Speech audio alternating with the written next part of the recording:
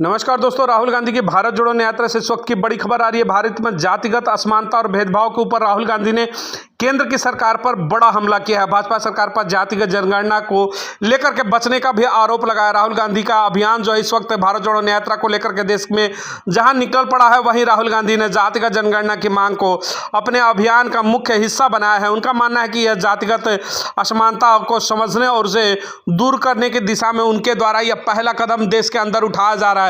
जनता का समर्थन लगातार इस मुद्दे पर उनको मिलते हुए नजर आ रहे। जनता ने इस अभियान को व्यापक समर्थन दिया है। खासकर दलित और पिछड़े समुदाय से राहुल गांधी को इस मामले में लेकर के बड़ा समर्थन मिलते हुए नजर आ रहा है। जिस तरीके से राहुल गांधी ने कहा था कि भारत के अंदर जातिगत जनगणना की जरूरत है, अब मुख्य हिस्सेदारी में लाने की पिछड़ों दलितों को अब समय आ गया है।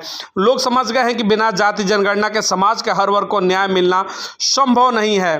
भाजपा की चुप्पी पर भी राहुल गांधी ने बड़ा सवाल उठाया। भाजपा सरकार के इस मुद्दे पर चुप्पी उनके अन्यायपूर्ण नीतियों को उजागर करती है। जनता अब इसी चुप्पी का जवाब मांग रही है। राहुल गांधी ने बड़ा सवाल नरेंद्र मोदी से पूछते हुए उन्होंने पूछा कि जातिगत जनगणना सिर्फ एक आंकड़ा नहीं बल्कि भारत की जातिगत असमानताओं को समझने और उन्हें दूर करने की दिशा में एक महत्वपूर्ण कदम है।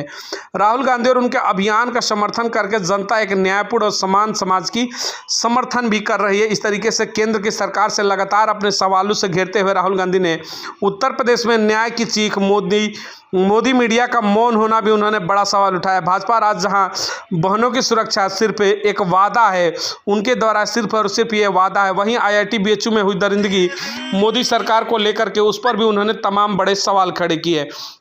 सबसे पहले उत्तर प्रदेश के वर्तमान कानून व्यवस्था पर भी उन्होंने सवाल पूछते हुए कहा कि जिसमें अपराधियों को खुला छोड़ दिया गया है।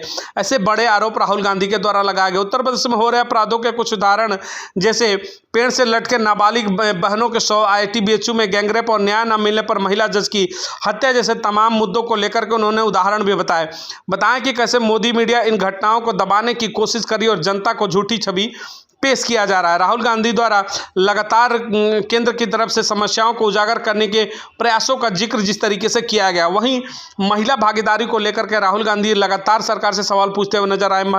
भारतीय महिलाओं के लिए न्याय राहुल गांधी का संकल्प है। उन्होंने कहा कि समानता की ओर भारत जोड़ो यात्रा में महिला आरक्षण बिल पर बड़ी जीत है। वहीं अगर बात करते हैं महिला अधिकारों की नई सुबह है राहुल गांधी की यह यात्रा।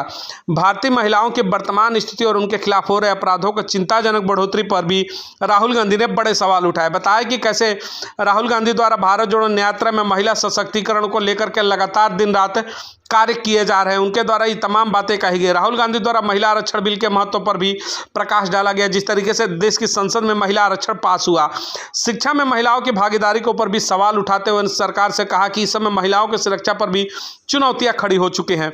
आर्थिक भागीदारी को भी लेकर के केंद्र सरकार को घेरते हुए राहुल गांधी नजर आए।